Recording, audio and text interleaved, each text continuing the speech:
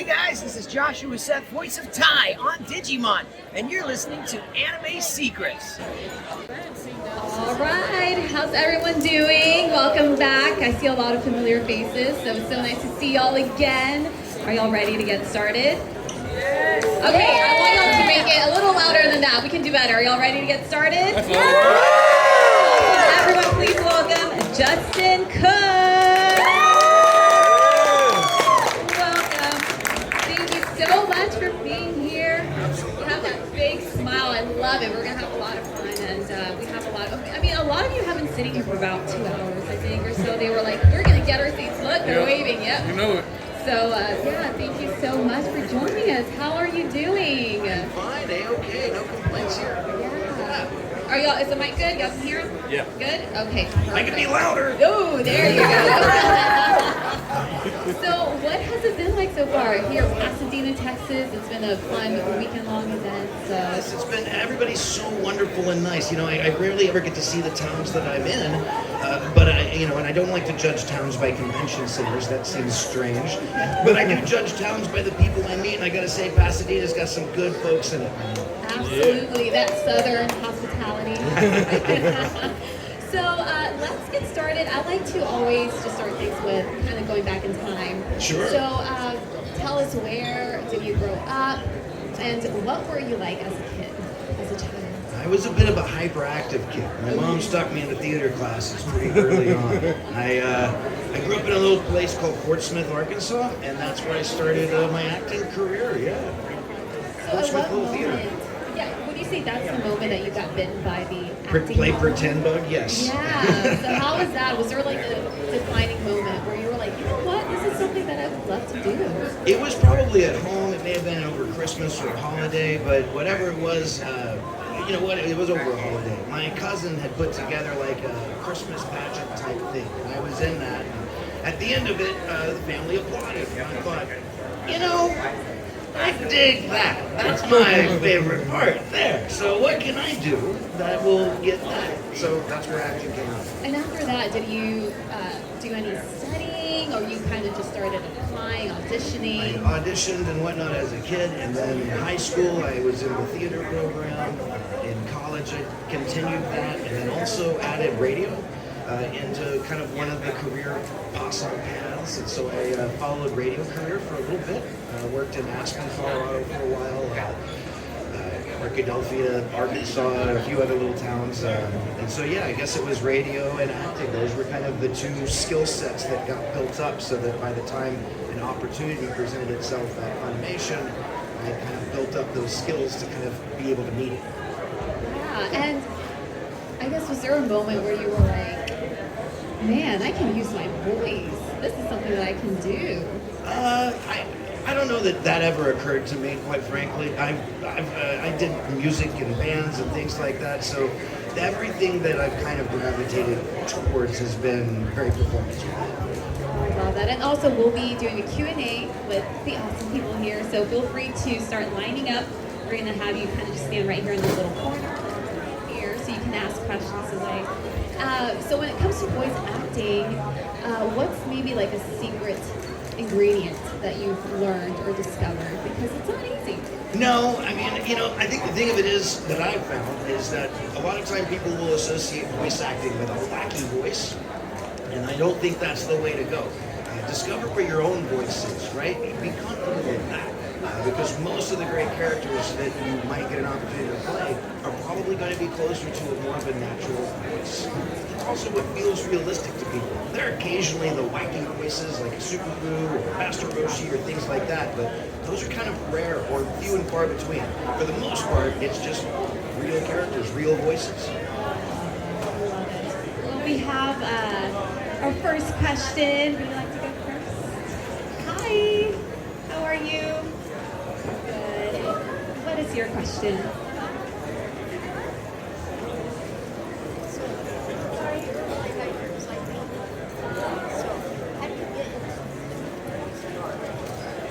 How did I get into it?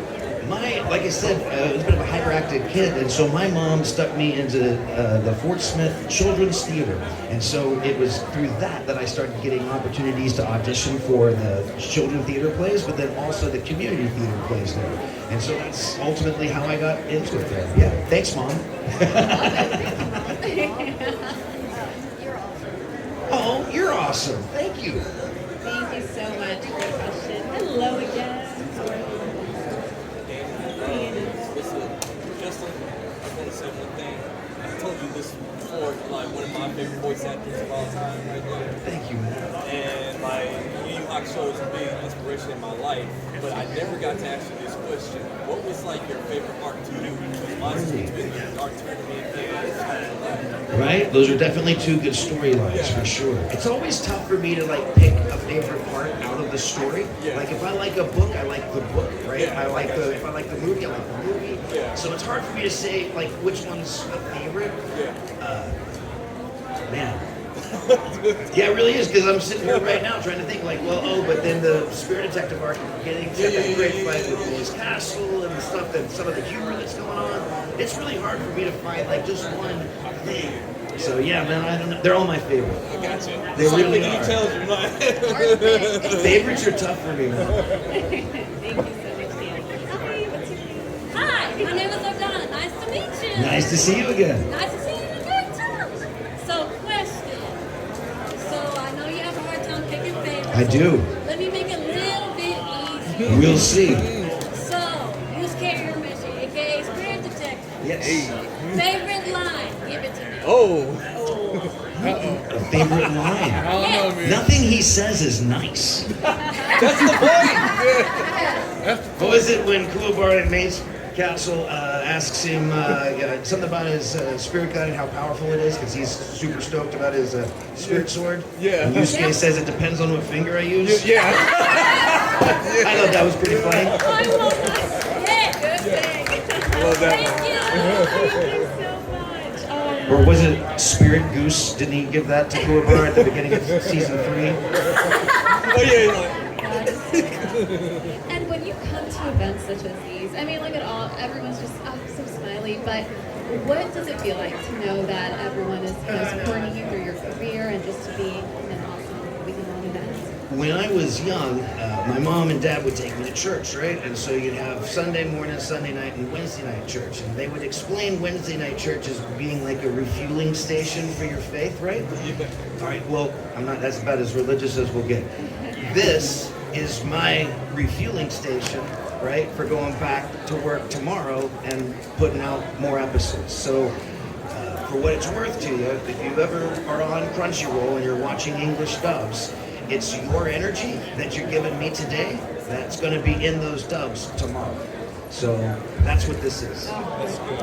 So one can say we're feeling your third gun.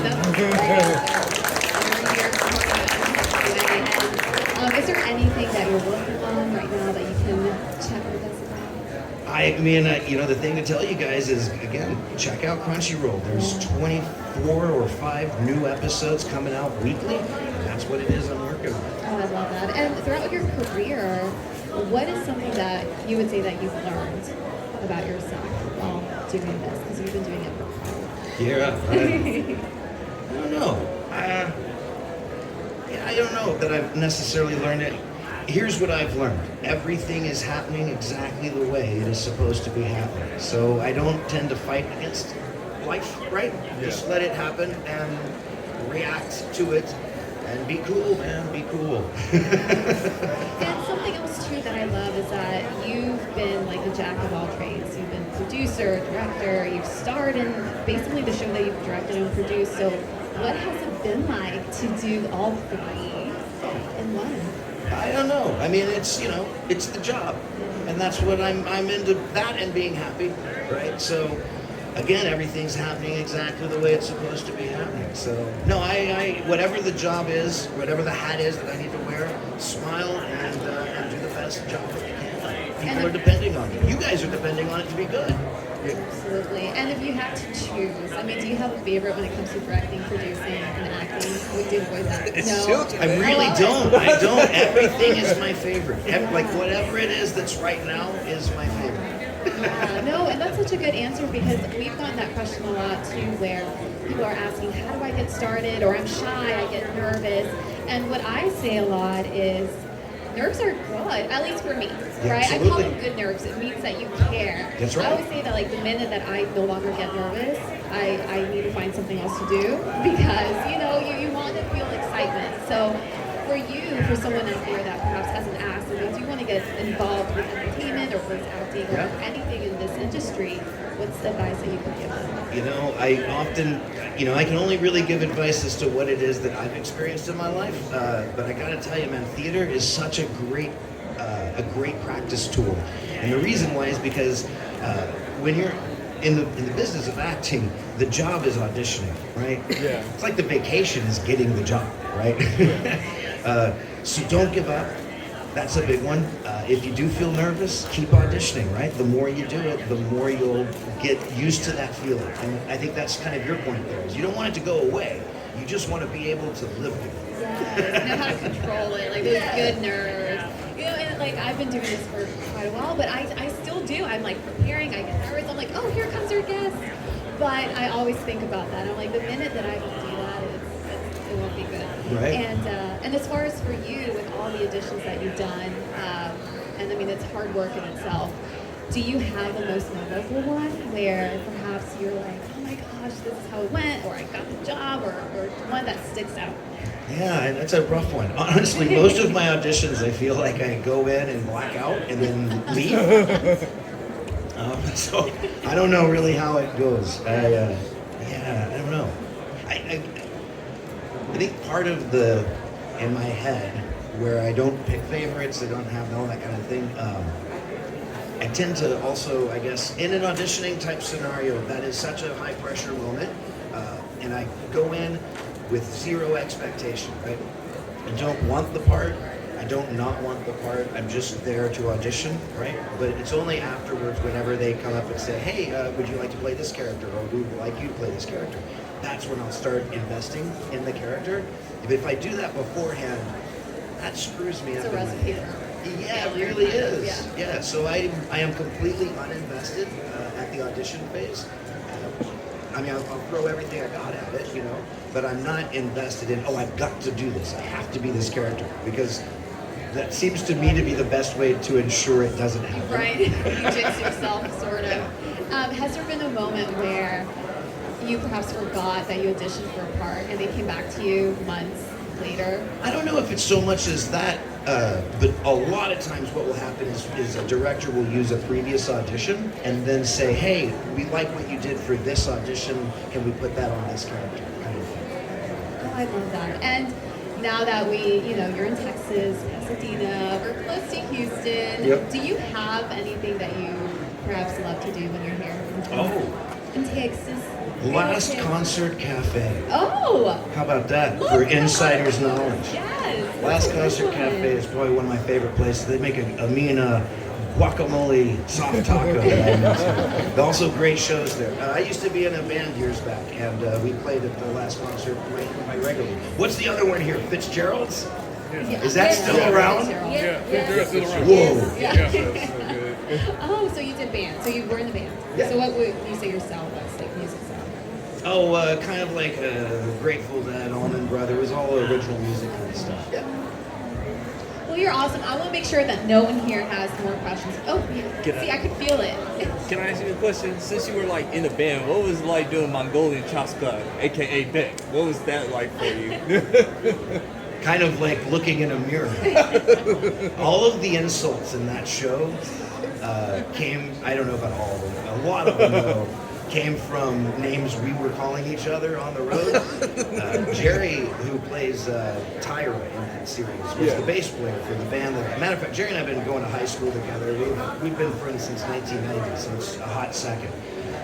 But yeah, so anyway, all the insults that was traded between the band members is actual stuff that we would insult each other with over the... Oh, that's fun. Yeah. But it was a lot of fun. We didn't play music anything close to what Beck Mongolian Job Squad plays, so that was also a bit of an oddity for me, because it's very Rage Against the Machine-y kind of sounding.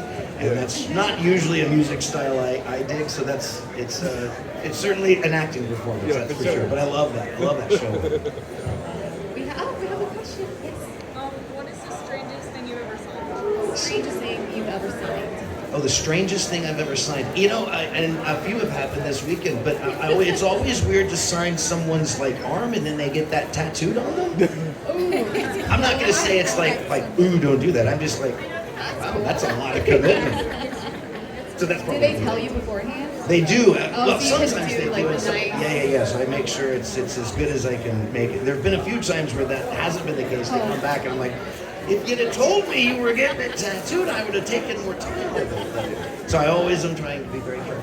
So notes, please let them know beforehand if you're gonna get a tattoo because autograph. And I saw another hand. Oh, Yeah, so I was wondering, I know they had a Yu Yu Hakusho live action come out on Netflix last year or this year. What are your thoughts on the revival of Yu Yu Hakusho in the last couple of years now? I think it's pretty impressive that something that was made so long ago has the energy about it, that it can inspire that to happen, and I think that's pretty fantastic. And so if you're ever like curious, how does that happen? Get a mirror and look at it, because all of that excitement that you're seeing, that's how that happens. So thank you guys. It's because of you that happens. I'll be looking in here. I saw another hand.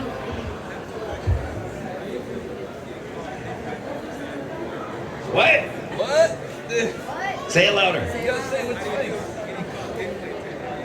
Dimwit.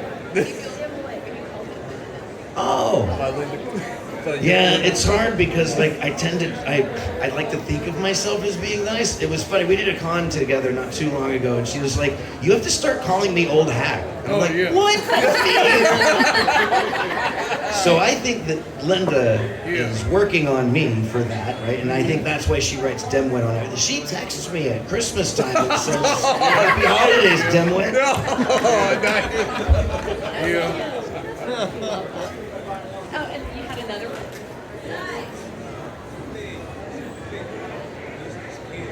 Yeah.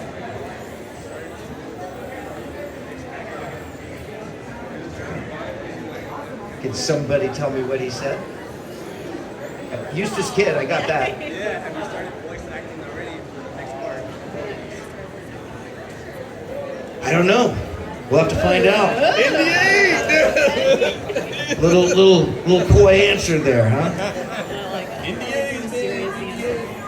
I thought I saw another hand. Maybe I'm seeing things. Did I see another hand? Oh, over there. Oh, over there. Yes. Yes, my question is, what's the future holds for the next sequels for Yu Yu Hakusho? Any more episodes later down the road? I haven't heard anything. We got to do those two OVAs, which was kind of neat. One of them is like a new ending for the show, and the other one's like it's like a before the show started. But no, I haven't heard anything at all about new episodes. That'd be great. So you're going to still who's going to continue, and are there any sequels or any upcoming further For Yu Yu Hakusho? for the main Yusuke? I don't want no other Yusuke. Oh. You're too kind. If the invitation comes out, I'll gladly accept. I agree. We don't want anyone else. Danny? Yeah. So Justin, there's been another Yu Yu Hakusho movie that needs a redubbing, man. Like the very first Yu Yu Hakusho movie. Yeah, the like, Poltergeist yeah, before. yes. Yeah. When you guys gonna do that one? Like we need. This is what I do. I've been doing this for about 20 years. We'll see if it works. Come on, man. One Like, day. yeah, we need it. We need it. I hear you. Actually, I have one. Yeah, man. So, you know that poster that we had you sign yesterday? characters on it. All the characters. So we met with Chuck, Chris, and John. Yeah. And also Linda. So we've asked them the same question, Okay. right? And you know, Yu Yu Hakusho is considered like top 10 best dubs of all time. I have to ask this: how was it like working with all of them? All of them? Yeah, with John and Chuck. I think it's pretty cool Chris. because, like, so here are the connections, the jokes I like to make on this. Yeah. So Chris and I are actually best friends and have been for a long time. You told me that. Right? Just Yeah. like Kuwabara and you. Right, you told me that. John was the script supervisor at the time, right? And so we'll call it the intellect Yeah. behind the dub, right? Which is very Karama. Yeah. And Chuck didn't work at the office, right, in another capacity. So he was just there when you needed him. Yeah. Just like you. And so Linda would joke that Chris, John, and I were her three sons, and Chris and I would joke that we were her favorites. Yeah. John's actually her son. Yeah. That's why that's funny. Yeah. So she's kind of the mother to all of us, like getting kind. Yeah. So it was really kind of funny to me how real, or how that fiction mimicked real life in a way. Yeah. Everything is happening exactly the way it's supposed to be happening. That's Signs pretty. of it everywhere. That's pretty dope. That's It funny. is. I'm gonna take that with me. Just to remind myself of that. That's so Makes life a lot easier. yeah. So I know a lot of times when you're doing anime voice acting, you don't really get to have your cast in the same room as when you're doing your reading of your lines. Right. So how does that impact you making a connection with your cast the way that you just described? Well, first in this scenario, I was the voice director, so I got to work actually with everyone. Okay. Right? But the reason why it is that the actors are called in one at a time is because we're trying to match up the animation and the movements of the character's mouth. And so if I'm sitting there having, well, here, we'll flip it around this way. So if Chris is, like both of us are there in a scene together and we're trying to record it together, Chris is going to be wasting a lot of his time waiting for me to get my part right and then get out of the booth so he can get in and do his. So it just doesn't really work well in regards to just the type of production we're doing. But that puts a lot of responsibility on the voice director to know exactly how that conversation needs to take place when they're working with maybe only the first person, right? The second person gets to have that first person in their headset and they do get to react to it, but the first person's got nothing, silence. So the director has to kind of already know how does that whole conversation need to play out so that it makes sense and feels natural. That's a good question. It's really good one. It's been behind the scenes.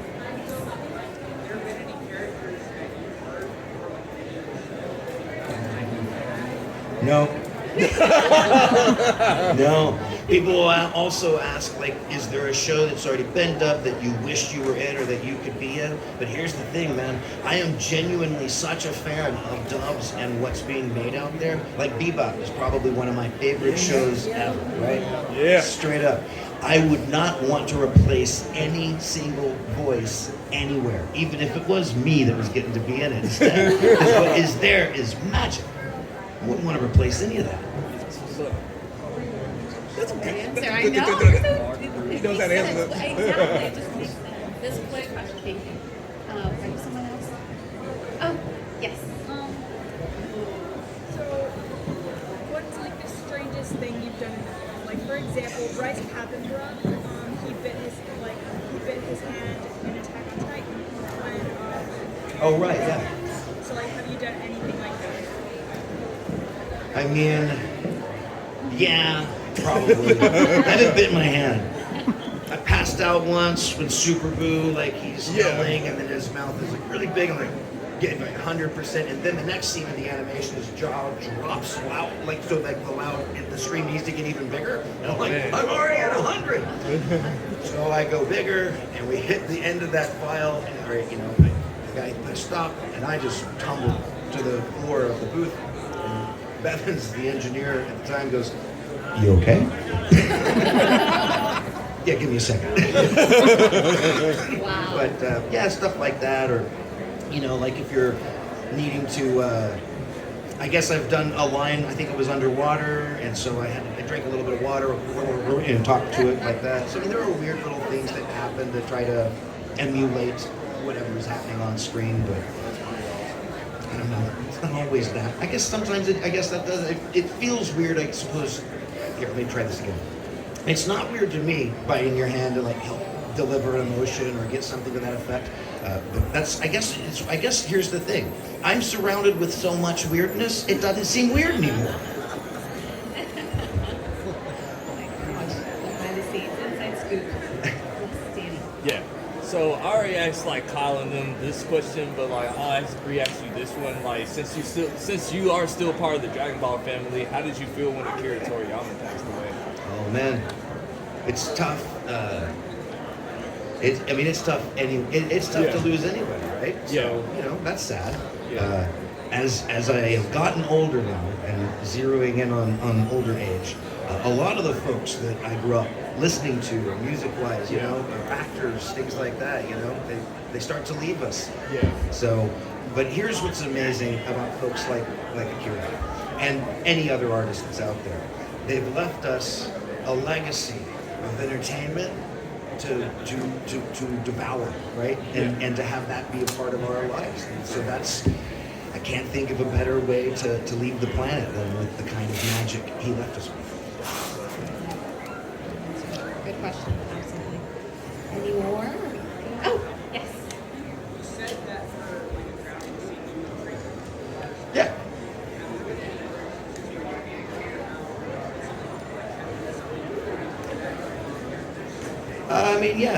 Like you'll have reads like this that make it sound a little bit more muffled, or like for Full Metal Alchemist. Anybody ever seen that one? Oh yeah. Yeah. Aaron had a bowl that was like a metal bowl that was placed on the opposite end of the microphone. So whenever he was talking into it, it would have that reverberation technique that was driven into the sound file itself, as opposed to an effect later. So anything we can do that helps bring reality to those performances, it's all on the table.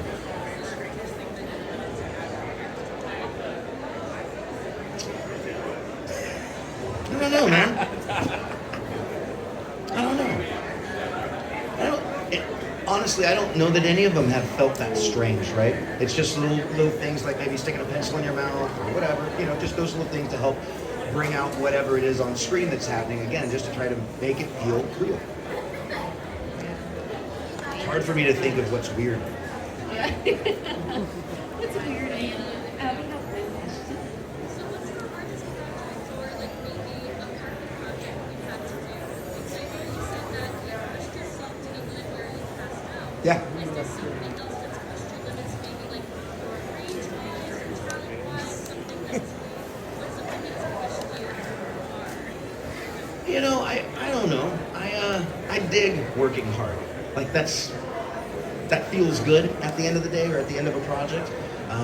But I really never look back. It's like once you get through something, you're done with it, right? And so I've often thought that things are hard in the moment, right, of doing a thing. But then when you're past the thing and you succeeded at whatever the thing is, all that stuff that seemed hard doesn't seem hard anymore. It seems the appropriate amount of work and effort that needed to be put into that project. So I guess that's probably why I'm having difficulty say like, what's the weirdest thing? What's the hardest thing? Once it's over, it was just the thing. But I don't look at it as like, oh, this was really hard or this took a lot from me. That just means I care about it. So I guess they're all hard. That's, I think, what I'm driving at. And we have one more question right here. Is there any chances of like the wall curtains or like small scenes like plays or listening to the character and that person voices the character? I'm sorry. I couldn't hear you very well. Sorry, I couldn't hear it at all. Sorry. That's all right. I was wondering say, is there any later scenes like you would play, say, voicing the characters, and then at a later time, you're voicing the characters, and talking to Paul Moran and the episodes. Oh, do it right now? Well, I mean, like, you're together, kind of like now, or like later in the future. Yu Yu Hakusho's finished. You got the rest. So you're not gonna like get like a fantasy play at, even though this side is very good to pull up You want me to say a line? yeah. What line? Oh shit. That's a good one.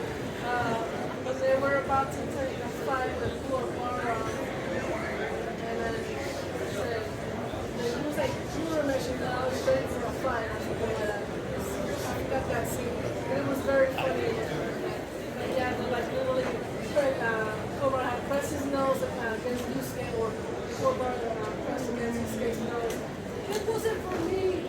I wanted to like beat up or something like that. Man, I don't remember. I know what she's talking about. It's like I can't think of the scene. Like I know what she's talking about, but I can't think of the scene. Like You're trying to think of a scene. You know, watch when you get in your car, you're gonna be like, I remember.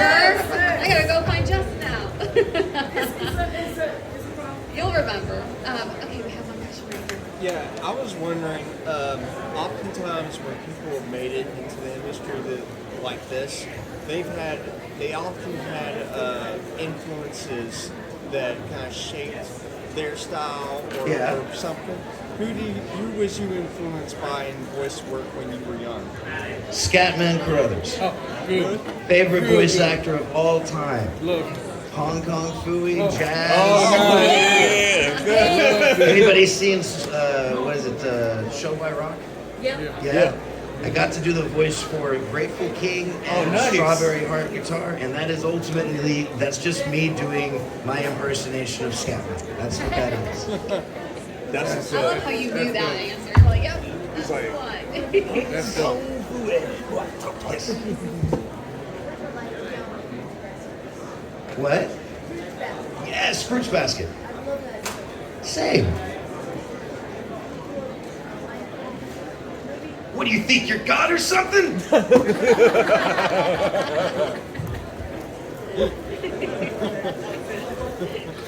If you were able to come back as Radix, let's say they had an OVA, Like, Yamcha needs someone to fight? Why is Raditz back? Who's wishing right? Radix back, becomes a good guy. When do you want to voice that? Sure. Like, dude, look, the invitation, if the invitation comes, I'm ready to answer. Bring on 3-1. Indeed, you never do know. I don't know if the question was asked, but what's probably your most memorable scene that you filmed doing Yu Yu Hakusho? I'll tell you what, it's hard to forget the scene in the cave. Oh yeah, A yeah. lot of Oh man. screaming and yelling there, that's for Oh, when he was sure. getting the spearway orb, like oh Yes, boy. that was probably pretty memorable. But the fight with Tagoro, Oh yeah. a lot of hitting the inside of the booth during that fight. You know Damian Clark. Yeah, man. I got one more. You mentioned that you've gotten older over the years, and you've had a long career, right? Do you think that some of your older characters you would still be able to give that same texture, or you think it's like? I kind of got to explore it a little bit because when we did do the 2 OVAs from the 30th anniversary, that was kind of like getting the band back together. That was almost 20 years had passed from when we had recorded that last episode. So you can watch those OVAs and let me know how well we did. They were good, man. They still felt like the regular show, bro. It's pretty neat because we were able to get into, like, this is a pretty funny little thing. So in that first one with Hiei and Kurama and them meeting for the first time, you know, everybody, Bakugo's voice actor, Cliff, he grew up watching Yu Yu Hakusho. He was a big fan of it. So it was pretty cool when I get to call him up and say, hey, so I got a bad guy in this episode. So if you're curious who voices the demon that those two guys have to fight, it's Cliff. Oh, And nice. It's Cliff being in his favorite show he grew up watching. Oh, So nice. It's pretty fun to let things like that happen. Do you think you could still do Radix like you did back when you first did that? What do you think? What is the matter with you? You find Kakarot and I'll... No, yeah, I mean, I feel like he's still there. Never miss leg day. Thank you so much. I didn't mean to put you on the spot. I was just wondering, you know?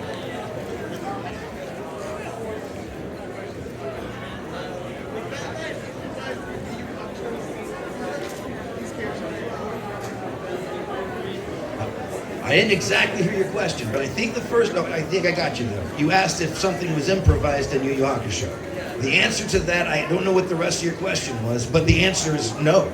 Everything in Yu Yu Hakusho was actually scripted out by a guy named Jared Hedges. He was the adapter for that project. And that guy nailed it so perfectly. Like, but we would call him, and like, for instance, the thing with Jin. That was the reason why Yusuke keeps looking at him weird is because basically he's the only one that's nice at that event, right? Yeah. But that didn't play off super, like, it wasn't super obvious to me. So that's why it is Jen's got an accent. He's still the super nice guy, but now when Yusuke looks at him and goes, it's because he doesn't understand it anymore. So those kinds of things, even though it might seem like it was improvised, it wasn't. That stuff was carefully designed by Jared. Matter of fact, we loved the work he did so much. He's been out of this for a while, out of the business for a while. But when these OVAs came back out, my first call was to Jared. He said, hey man, I need you to lift the pen one more time. Oh, that's what's up. Did you do it?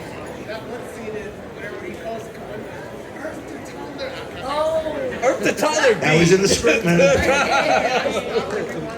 Take that pacifier out and jam it 6 inches down your throat, something like that.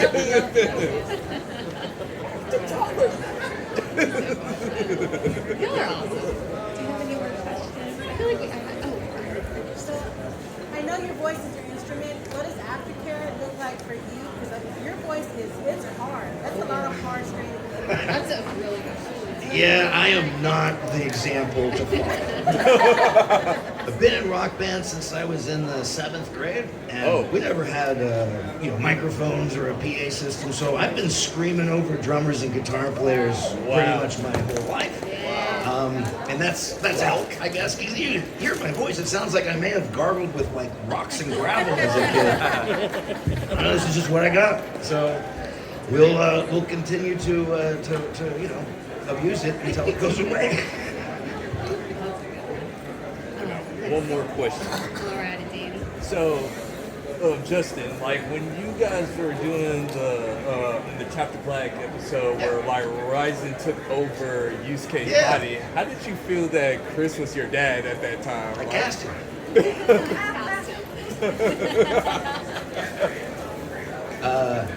Yeah, I mean, I felt like that was great casting.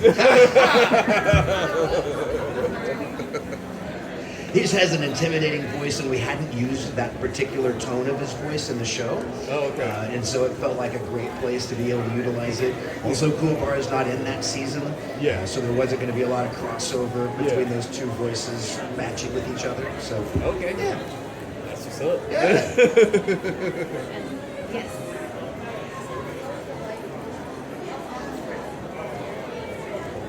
Being what? Oh, Beck.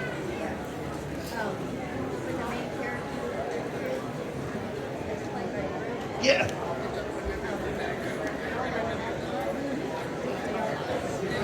Oh, being Greg. You know, I certainly know Greg, and we don't often get to hang out. He lives down here, and I'm up there, and so I mean we don't often cross paths a lot. So, but he's a wonderful person. I got to tell you, his performances on anything that guy touches is brilliant. Yeah, he is just perfect. What? Sheba, the lead singer guy. Yeah. Huh? I don't know. Maybe. I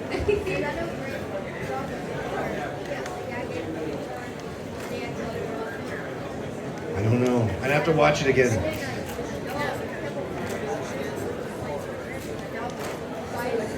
Huh? I'm gonna have to watch the show again.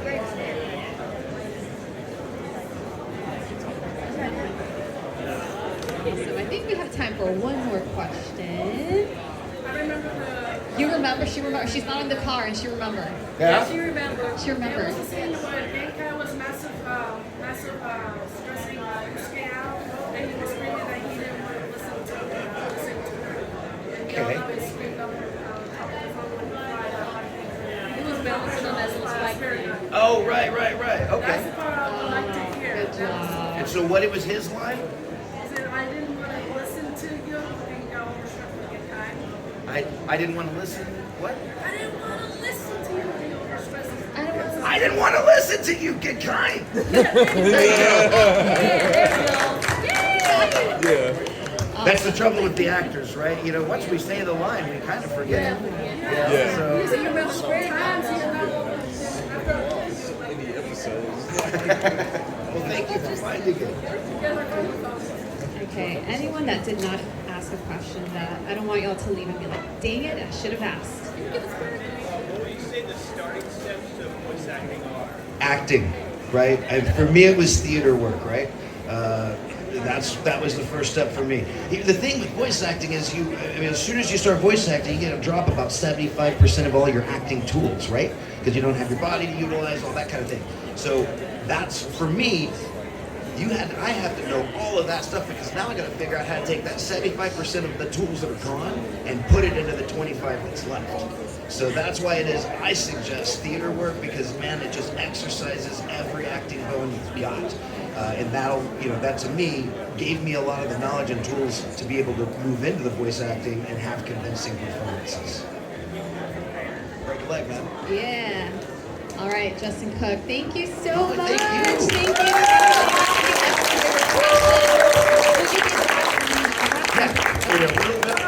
Okay, so if you want to get an autograph, you can go back there to Justin's booth. And how can we keep in touch with you? Are you on social media? Nope. No, he's We'll not. just keep watching your work. That's what we'll do. All right. We'll see you the record. next time. Thank you so much, Justin. Thank you, guys.